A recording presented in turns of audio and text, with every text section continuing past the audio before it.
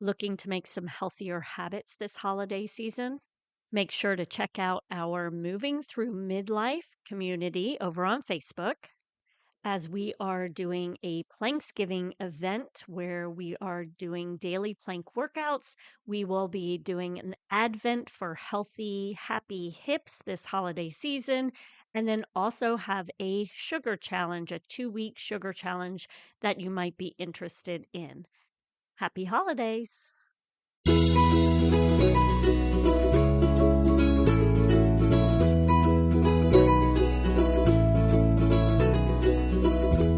Welcome to Raising Healthy Humans, a podcast created for busy moms, where you can easily find information on health and wellness for your family. Enjoy experts who share tips on how to raise children through each phase of life. Gather current information on nutrition and wellness, and listen to Courtney, a health coach, movement specialist, and founder of FormFit, an active and supportive community where she helps busy moms move more. On Raising Healthy Humans podcast, Courtney shares her personal life experiences, training, knowledge, and conversations with other health and wellness experts so you can raise healthy humans.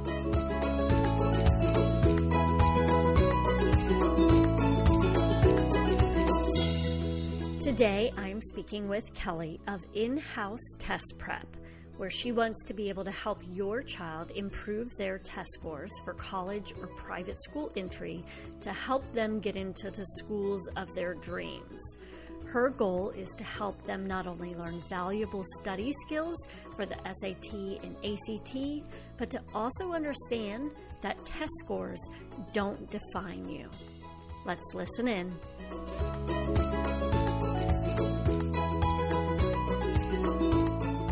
Hi, Kelly. How are you? Hi, I'm good. Thanks so much for having me on today. Yes, it's so nice to have you. So I want to know how you got started. You are a test prep. Would that be like a counselor, or what exactly is your position called? So there's a bunch of different names, but Okay. I mostly just call myself a test prep tutor, test prep consultant. And I work with students who are getting ready for standardized entrance exams, mostly for college and university, so the SAT and the ACT. And then also some of my younger students are taking tests called the SSAT or the ISEE, which are for students who are trying to get into private schools or boarding schools, mostly in the US. And the way that I got started with it is actually when I went to grad school. During my senior year of college, I spent months studying for the GRE, which is the Okay. entrance exam for grad school. Uh-huh. And I learned 1,040 vocabulary words. And when I got done, I thought I should use these vocabulary words for something. And at the time, the SAT and the GRE were very similar to each other. So I got hired by Princeton Review, which is one of the major test prep companies, learned their methods, and then continued to teach test prep on the side while I was in grad school, which had nothing to do with test prep. And then when I finished my grad school program, I actually ended up opening my test prep business. Oh, wow. Okay. So you weren't like a teacher before or anything like that. You just were intrigued by this whole test prep for the Yes, for the GRE. Yeah, for the GRE. Yes, I was like, that exactly. didn't sound right. I went to school originally for psychology. I had intended to be a psychology professor, Okay. and kind of wrong time, wrong place, and ended up getting my degree in public health. But I had really enjoyed teaching test prep on the side, and I love to tell my students that even what they think, no matter what they think they're going to do when they grow up, it's probably going to change, because I didn't grow up thinking, oh, I'm going to be a test prep teacher, but I am, and I love it. And it's turned out to be a really great life. And so I usually pass that along to my students who are really worried about things, that it doesn't super matter what you think you're going to be doing at 17, because it's probably something different that's going to end up happening. Yes, very true. I noticed for myself, I'm on a completely different path. My husband, we have this conversation because I have a 16 and a 14-year-old. He's almost 17 and 15-year-old. So they're kind of on this test prep journey themselves. And my husband has really stuck with his career since he was very young. And then I'm in a completely different path. So they get the back and forth like, no, it's not. You're going to probably have all kinds of careers and jobs and things. And he's like, no, what are you talking about? So it's just funny how we have different thoughts in our own household and how the kids are having to listen to us with that. So do you work most specifically with college prep tests? Is that what you're working with? So my students are split about 50-50. So about half of my students are looking to go to college and the other half are the private and the boarding school students, the younger ones. Okay. Okay. Just because with all of this standardized testing that is occurring on the younger, from elementary, middle school, well, it's all the way through high school. Do you work with any families with that as well, or? I don't do much with the state testing. Okay. And most people don't prep for those tests, and Yeah. it's a little bit dubious to prep for those as well because they're benchmark type exams, and so it's not as typical. I have a few times when people are really struggling to pass something, Okay. but most of mine is the entrance exams. Okay. Well, and I guess the reason I was asking is I'm noticing a lot of families deal with a lot of anxiety around those tests. And I know that you help with some strategies. So I didn't know if they were applicable to all testing or if it's Yeah, specific sure. to. No, there is a lot of stress management that goes into preparing for tests. And one thing that I find is a lot of my students who come to me are the same. They're very anxious about it. And especially with tests like the SAT and the ACT, they've heard their whole lives that, oh, everything is dependent on this test. And things have changed a little bit in the last few years with COVID. Some of the schools have gone test optional or say that you can choose, or some of them have gone test blind, but they still hold a lot of importance for college admissions. And my poor students, sometimes they just come to me and they're like, why can't I do this? What's wrong with me? I have an older sister, older brother who just walked in and got a perfect score, Oh and my, I can't do that. And what I have to tell them a lot, the first thing we always talk about is what these tests really mean. And they're not a Q test. They don't say anything about how a student is going to do in the future. It doesn't say anything about their self-worth. And all it really says is how did they do on this one test on this one day? And that's it. And they've never gotten that message before because everybody say, oh, you must succeed, you must succeed. And the tests are important, sure, but they're also not the most important thing in the world either. And they're just information. And that's what I really try to convey to the kids is it's just a piece of information. And there's nothing inherently good or bad about you as a person, depending on your test scores. Like if you score a little lower in math than your brother, so what? That honestly really doesn't mean anything. And just because society might have said, oh, it's important to have high test scores, there is nothing inherently better about being good at writing or art or starting a business than there is at being good at math on the SAT. There just isn't.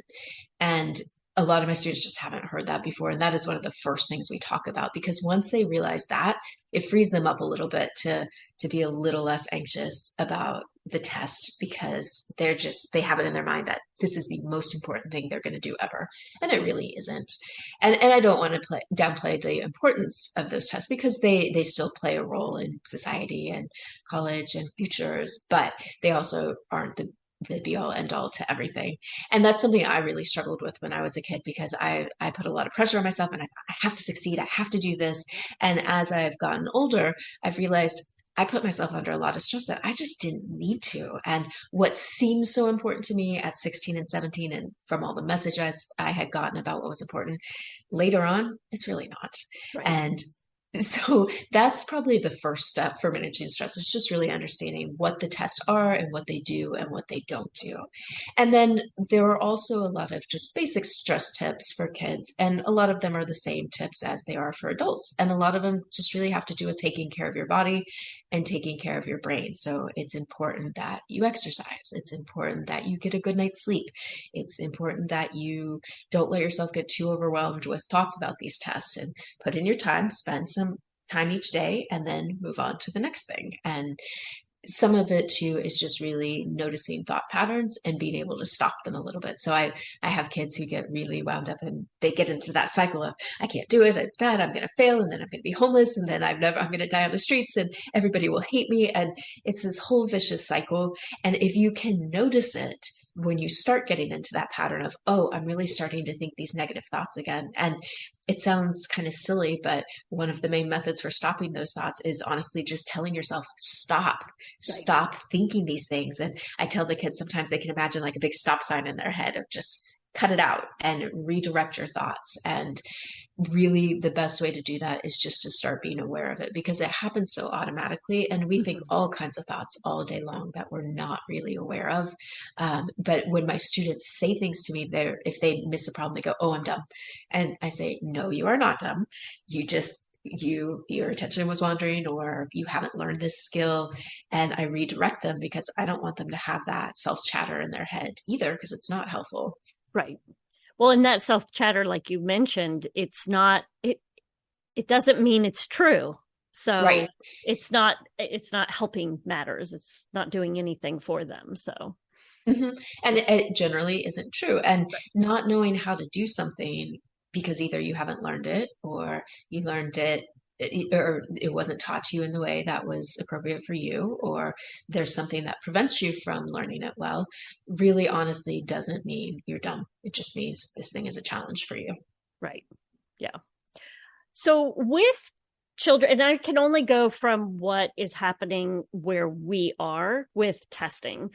But our children do the PSAT first, Mhm. right? So that I think that's in eighth grade that they get that to So there is a PSAT, which is a pre-SAT, and in the past it was given to juniors, and your wow. junior year is the year that it's important. In the past several years, some other ones have been added, so there is a PSAT 8-9, which is given to Okay. eighth and ninth graders. A lot of students do take it in 10th grade, and those I have a little bit of a cynical belief about those tests. There really is no reason for eighth graders to take them other than now they're being offered, and I suspect there's some financial incentives going on there. Okay. Those tests, the eighth and ninth grade tests, I usually tell people don't worry about those. Take them, try them out. It's good experience, it's good practice, but it doesn't inherently mean anything and is Okay. not the useful score for later, which will happen during junior year. Okay. Okay. Because my oldest is a junior this year and he's done and it's something that the county provides. So it's during school and everything. They just take it during school. So he's taken that one and I didn't even know he was getting it. So there was like nothing, there was no studying involved or anything. And I didn't know even if they should, like he gave me the numbers and everything. And he's like, okay, this is what I got. I was like, okay, so what do we do now? And then he took it again in ninth grade. And then this past, so 10th grade, now mind you, COVID was all happening during that time. So things got a little messed up. But then he was told he needs to sign up for the actual SAT. So if you're saying that you wouldn't even really look at those, we shouldn't be looking at what he got numbers wise on those, like to kind of assess where he would need to be. So for the eighth and ninth grade versions of those tests, those I don't take into consideration. When Okay. students take it during their 10th grade year, during their sophomore year, Uh-huh. those scores do have some information in them that could be important. And Okay. what that usually tells me, one, it tells me if people are likely to be National Merit Scholarship candidates, and Okay. that's what the PSAT basically does, is it's a clearinghouse, it's a gateway for National Merit Scholarships. And your scores for that only count during your junior year. And to qualify for it, there's several different steps, but taking the test is the first one. You Okay. have to score very, very high. You have to be in about the top 1% of all test takers. And so those 10th grade scores will tip you off as to whether you might be a candidate Gotcha. for national merit or not. And very few people are. And so what it says for most people is the PSAT your junior year is just going to be practice for you. It's not going to be a super important thing. And so there are some people who prepare for the PSAT, and that's typically people who are likely to be national merit candidates or they might be close to that. For Gotcha. everybody else, it's not that important. But the PSAT and the SAT are similar to each other. So preparing for the PSAT will also get you ready for the SAT. But the PSAT cannot be used for college admissions.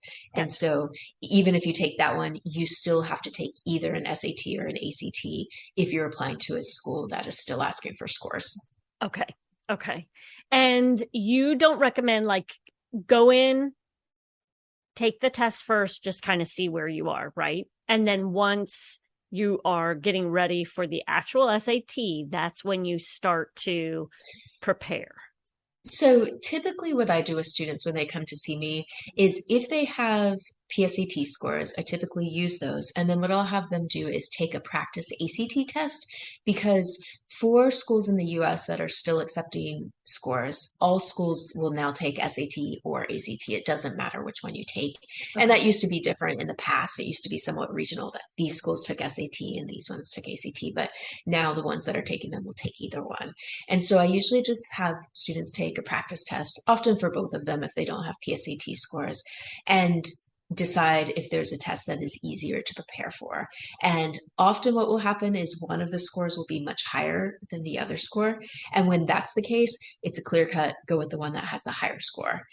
If the scores are pretty similar to each other, then we decide based on the student's preferences, their schedule, which test they liked better, and that sort of thing. And I typically, and there are varying opinions of this. Some test prep tutors will have their students take an actual full length real test. I generally don't have students do that. I just have them take it at home because I can get the information that I need. But then once they know which test they're going to prepare for, then we can really begin preparing in earnest. Okay. Now, I remember when I was in school, we did like a lot of the kids took Latin so that they Mhm. could help understand language and put together the vocabulary words. I don't even think down here, like we live in Florida, I don't notice any Latin classes anymore. Correct. And that did used to be true. And I took Latin in high school, and partly for the same reason because I heard the same thing. Oh, you need Latin for when you take the SAT. And some of that is a relic of time because in the 90s and up until the early 2000s, there was a lot of vocabulary on the SAT. And Okay. then they have redesigned it several times since. I've been teaching since Oh. 2001, and they're coming out with a new version in the next year or so. And that will be the fourth time they have changed the test that since I've been teaching it. And Oh, so wow. one Okay. of the things they have done is they have progressively taken off the vocabulary off of the test. So in the past, there used to be synonyms and sentence completions and analogies, and there's none of that anymore. There is a little bit of vocabulary mixed in the reading section and in the English grammar section, but they don't test vocabulary in the same way that they used to. And the ACT doesn't test it at all. Oh, that's very interesting. Okay, so can you tell me just basically what is it a reading and math type assessment that they do now with both SAT and ACT? That so both tests are pretty similar now. They've become more similar over the years. And for SAT, there's a reading comprehension section, which is long stories and questions. There's an English grammar section, which is mostly looking at can you use commas and periods and punctuation and choose phrasing in the correct manner. And then there are two math sections on the SAT. One you can use a calculator and one you cannot use a calculator. Okay. And that has been a change since about 2016. They put that no calculator section on there, and that comes as a surprise to a lot of students and is challenging for a lot of people, especially for high school students, because they've been using calculators for years. And a lot of my students have forgotten their times tables, they've forgotten how to do fractions by hand, they've forgotten how to do long division. And so that's on the SAT. And then the ACT is pretty similar. There's reading comprehension, there's an English grammar section, there's one long math section, which you can use a calculator on. And then the wild card on the ACT is there is a science section that Hmm. there's no direct correlation on the SAT for the science section on the ACT. But it's kind of an interesting section because it's about science, but you don't really need to know science to do it. Because what they do is they give you 6 or 7 different experiments and they explain the experiments. They give you graphs and charts with the results of the experiments. And it's basically a data interpretation Okay. type of section. It's reading and data interpretation in the field, in the realm of science. And so the experiments are chemistry experiments or they're biology experiments, but you don't have to sit down and learn the periodic table or learn physics formulas because that's not the type of science section it is. But that one often, especially when people see it for the first time, my students say to me, they go, "What was that?" Because it is strange, but it's definitely learnable once you spend some time with it. Okay. I was going to say, if you have children that are data driven, that Mhm. like looking at graphs, I would say that might be an advantage for them to be able Mhm. to do that test over the SAT. Yeah, and the SAT also is a little bit trickier than the ACT, especially on the math. The SAT has its own version of math, and it's not necessarily the way that students learn in school. And you have to be a little bit creative with it. And what I have found is that students who are good at tests tend to be good at both tests. Hmm. For a lot of students who struggle with tests, the SAT, especially the math, often is very difficult to learn.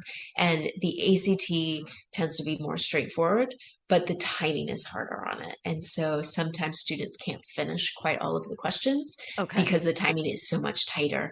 But if you are a middle level scorer, if you're not somebody who's trying to get the very top score or a perfect score, it often doesn't matter if you can't get to quite all of the questions because you aren't going to be able to do all of the questions anyway, because the test isn't designed to be able to be completed by everybody who takes it. And Uh, so like on the ACT math, there's 60 questions and they go in what's called order of difficulty, which means they start easy and they get progressively harder as you go. And the last 10 questions, they have gotten crazy and they have gotten harder and harder over the years. And I've done this for 22 years and they have started to put questions in those last 10 that I have never seen before and that I have to go look up when I get a new test and I'm going over it. And if I have to look it up, it means most high school students, there are some high school students who will know it, sure, and but most people will not. And so if right. they don't get to those last 10 questions, it doesn't matter that much because they are so hard. It's unlikely that they were going to get them right anyway. And Right. so something I talk with my students a lot about is where to spend your time and what to spend your time on because there's no reason to spend 5 minutes on a hard question you're going to miss when you could get 2 easy questions right in that same time. And easy questions and hard questions are worth the same amount of points. And schools don't get a breakdown of you got all the hard questions right or you got this many easy. All they see is your final score. So the goal is just grab your points where you can and don't worry about the rest of it. Okay. So that's kind of going along with a strategy that you can Mhm. use. So do you have other strategies that they can use that kids can use when taking either one? Yeah. So part of what is important is realizing at the beginning, understanding really where your level is and what you should be studying because there's so much to study for both of these tests. You can't ever study everything. And occasionally I have students come to me who are very motivated and they're like, I'm going to do all the practice tests and I'm going to learn everything and I'm going to get a perfect score. And I can study my way into a perfect score. Hmm. And there are a few kids who can, but truthfully, there are limits to where people will score on these tests. And most of the time, wherever people out at, there is room for improvement for just about every student, for Okay. sure. But Okay. there really is a ceiling of where people will top out. And even for me, having done this at 22 years, I can get pretty close to a perfect score, but there's typically 1 or 2 questions that trip even me up. And I've done this for 2 decades. And Right, right. so figuring out where you are is a good way to know what to study and how to study because if you just a lot of times parents will buy their children a test prep book and I don't know if you've seen those books but they're giant. The SAT book is 1,300 pages Oh my and the goodness. ACT book is about 1,000 pages and I have parents who hand a book to their kid and they say here study this and get good at this test. And I can tell you, some kids will look at it occasionally. There are a few kids who will sit down and do it, but the majority of kids will put that book under their bed or it will end up in their closet or in their car. And the cover will get ripped off and they will never look at it again. And so Understanding what to study is important. And if you know that you're not trying to get a 35 or a 36 out of 36 on the ACT, you probably don't need to be spending time on the very hardest math problems, on the very hardest science problems. You need to be spending your time on the things that you're likely to get right. And with test prep, one of the tricky things is always balancing helping students with skills that they're weak on, but also grabbing points where they can get them, because your goal is just get as many points as you can from wherever you can. And some sections are easier to improve than other sections. So like the grammar section is typically one of the easier sections to improve because it's mostly just a matter of knowing what the rules are. And a lot of students haven't had grammar. A lot of them missed it during COVID. A lot of schools have just straight up stopped teaching it. And so some of that is just literally learning, here's how you use a comma, here's how you use a semicolon, here's how you use a dash. And those rules don't change. And so Right. once you know them, there's a formula for solving that section. And so understanding your strengths and weaknesses and where you're likely to get points back and where you should spend your time is really an important strategy. And then also having a plan for it, because again, like I was telling you, if you give a kid a book, most kids are not going to do it. And so it's really important to have your child have some kind of plan before they start. And Right. that might just be, okay, on Tuesdays and Thursdays, I sit down for an hour and I work through these sections, or I look at Khan Academy, which has free resources for the SAT, Oh, or I work with my friend, or I work with a tutor. But just for most kids, if they start without a plan, they may have good intentions, but they have so much else to do, they won't do it. right. Right. Is there anything we as parents can do to help our children during this time? Time. Sure. And one of the most helpful things is actually starts way before sophomore or junior year for studying tests. And that's making sure that your child is on top of things in general and making sure they do know their basic math skills. And especially with the last few years, because so many students miss so much math, they miss so much English, making sure that your kid does have the basics in math, that they know their times tables, that they know how to do the basic operations of math. And in the past, pre-COVID, that wasn't as a big a deal because most sophomores and juniors had those skills, but the current group of sophomores and juniors missed most of middle school and they missed a lot of math. And I am Mm. seeing that. And it is very hard to catch up with math once you get to 15, 16, 17. It is easier to catch it now.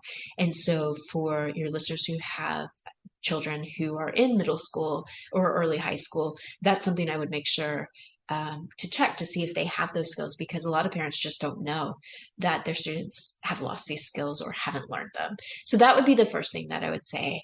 And then another thing that's important is determining it is really sitting down with your kid and asking them what they're wanting to do and what they're willing to do. And right now, especially, a lot of the schools have gone to test optional, which means you do get to choose whether you want to send your scores or not. And what I'm finding with a lot of my students is people have taken that as, oh, we just straight up don't have to take the test anymore. And Right. right now I'm seeing that from a lot of my juniors is they're like, well, I don't have to do it. It's all test optional. And that really isn't true. There are a lot of schools that have gone to it. Some of that was temporary because a lot of schools said, okay, we'll do it for 3 years. And we've already almost gotten to 3 years. And some schools are going back, like MIT just announced that they're going back to taking test scores. They're going to require them. They had stopped for a little bit.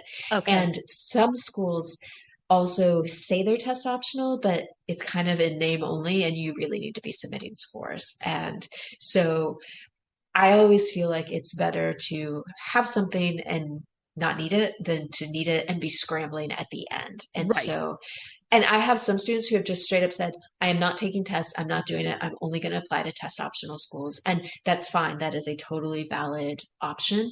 But it also you do need to know that may limit your choices of where you can go to school potentially.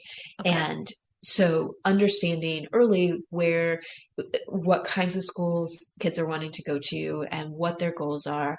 And because if they're wanting to go to a high level school, if they want to go to an Ivy League school, they have to take the test. Even Right. some of those still say they're test optional, but you have to take it. And so maybe having a conversation around sophomore year of, okay, what are your goals? What do you want to do? And what do you want to do about this test? Because if you are going to take it, you got to plan for it and put in the time and energy. And some kids just won't. And that's fine. They have, as a 15 or 16-year-old, I feel like students have some autonomy and they get to have input into that. It's their Right. future. And so you have to see where they're on board with that. But things are also changing so much that it's hard to tell what's going to be happening in the next couple of years with these tests and with admissions. But having a plan and knowing what your child wants to do and is willing to do, I think is really important too. Okay. And what do we do for our child if they take a test and they just don't do well on it? Is there anything, I mean, obviously prepping, practicing, but is there anything that you would recommend for someone who's struggling? Yeah, so a lot of times you have to look at why people have scored not as well as they had hoped. And if it's just a straight up preparation issue that they didn't put any prep into it, time and prep can help. And there are some students who can work through the material themselves, but as I was saying earlier, most students, it is really hard for them to do it, even if they have the motivation, just with sports and music and school and applications and college visits, it's really challenging to do it. And Yeah. so there are a lot of options for students who are wanting to prep. There are group classes and there's in-person group classes at companies like Princeton Review or Kaplan. And there are online classes now. There's online tutoring, there's individual tutoring, there's individual in-person tutoring, and any of those options tend to be good. I have a little bit of a bias towards private tutoring because that's what I do. And I used to teach group classes when I taught at Princeton Review my first few years. I taught those group classes, but what I know is that the way that I was taught to teach them was pretty much straight down the middle. And so the kids who were very advanced were bored, the kids who were struggling were confused, and the kids in the middle were bored because it's boring to sit for 3 hours in a class. Yeah. And it's hard when it's not individualized like that. And one of the advantages of doing individual tutoring is that you can really focus in on what the student needs. So like with my students, there's certain things that I cover with everybody. The first few lessons are the same because the strategies don't change for students. But after that, we're free to focus on both the things that are challenging and the places where they're likely to get points back. Okay. And Go ahead. one Sorry. other thing to say about that with the low scores, sometimes if they did spend a lot of time prepping and they were getting high scores on practice tests before they took the test, that says that possibly there may be an anxiety issue that's interfering. It also may mean that they were sick or they had stayed up too late. A lot of times I have students who go to take the test the next morning after getting back at 11 o'clock from the football game, and they've been traveling, the football players and the cheerleaders and the people who went to watch the game. I'm from Texas, so football's a big thing there. And I say, can you get a good night's sleep on Friday night before the test? And they go, no, because we're going 4 hours out of town for football and we'll be back. So, and sometimes there are just weird things that happen during the test. I've had people who have gotten sick during the test, or somebody has thrown up, or the fire alarm has gone off. And so when something like that happens, the first thing I always ask students is what was going on the day that you took the test? Because sometimes it's very clear, oh, there were external circumstances that affected it. Right. Sometimes what I find too with students is if they are scoring much lower than you would expect based on how they've performed in school and historically on other tests, sometimes there are actually other issues going on. There may be an undiagnosed learning difference, or there may be some attention issues or anxiety issues.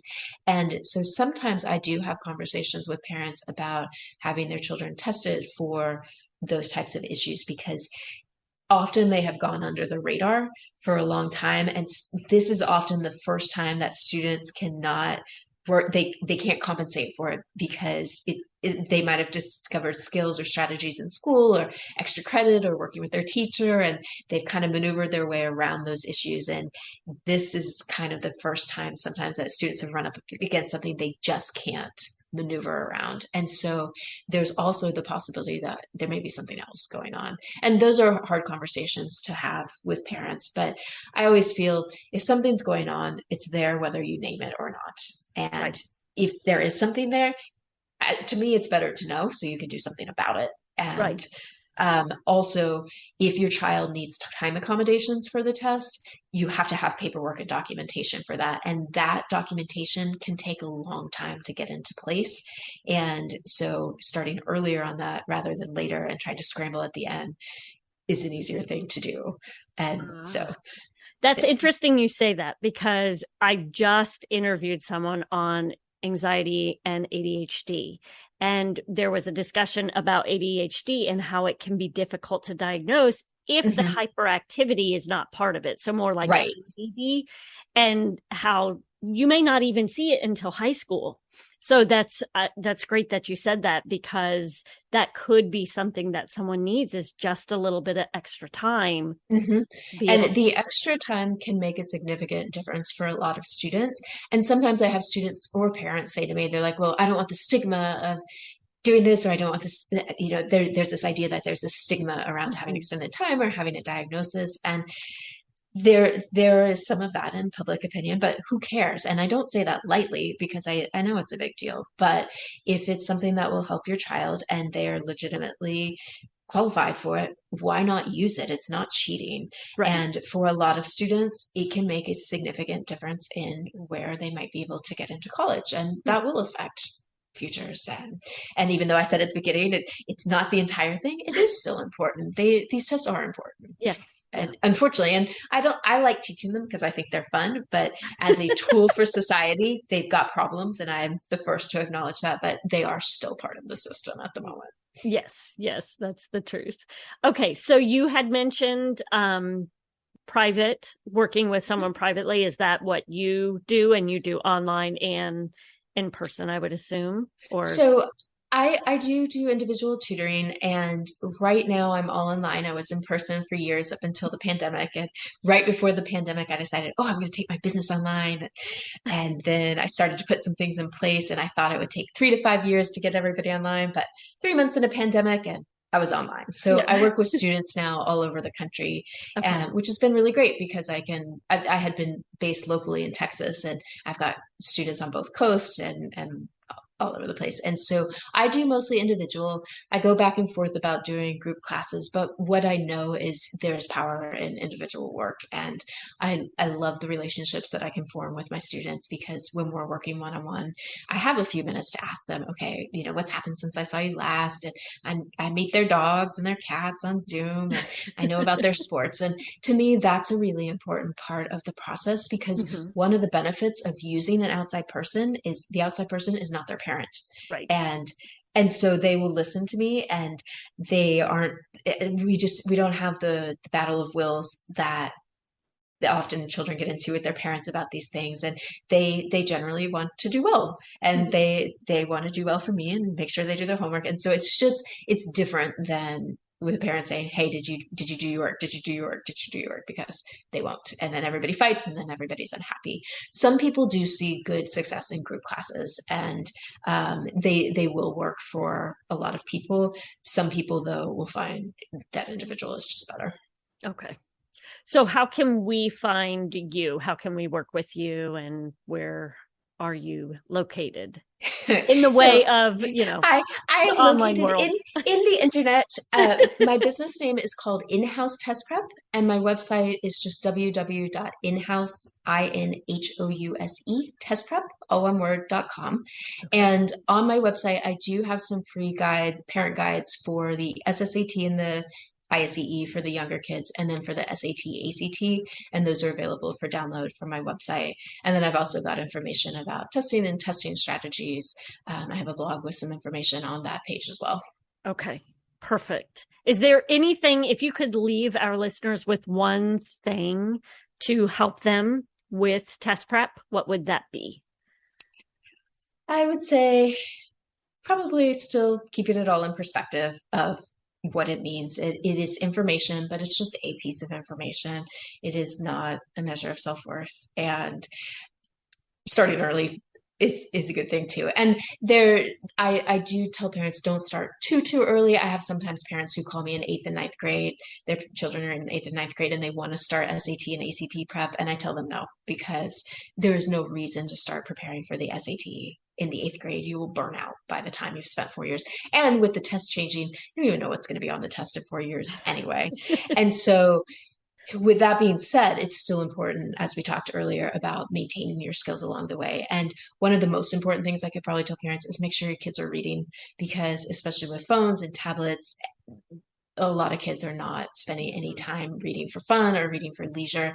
And the reading comprehension section is the hardest one to change, because by the time you make it to 11th grade, your reading skills and your reading speed are somewhat set. And it is difficult to change that. So start your kids reading early and make sure they know their times tables. Perfect. That would be my advice. Thank you so much for taking time out of your day for this. Yeah, thanks you. I appreciate it.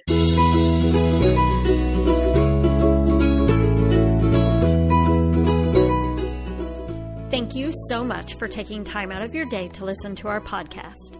I hope that you found this information valuable, and I hope that you were able to immediately use some of the information that was provided. Make sure to go check out our show notes for all of the links that we discussed today. As a mom, I understand that at times you can feel alone and are looking for that sense of community. Here at FormFit, I am bringing moms together in a healthy and supportive community. I would love for you to come join us over in our free Facebook community that is FormFit Community. Join us over there where we can get to know you more, or feel free to try out our membership free for 7 days. It provides you with workouts, recipe guides, information on healthy hormones, healthy habits, posture information, accountability calls, and in-person and Zoom events. Plus, you can receive one-on-one training from me for 50% off. Find out all the information by going to formfitonline.com so that you can learn more. Now, go out and enjoy your day while practicing small, healthy choices that will make lasting changes.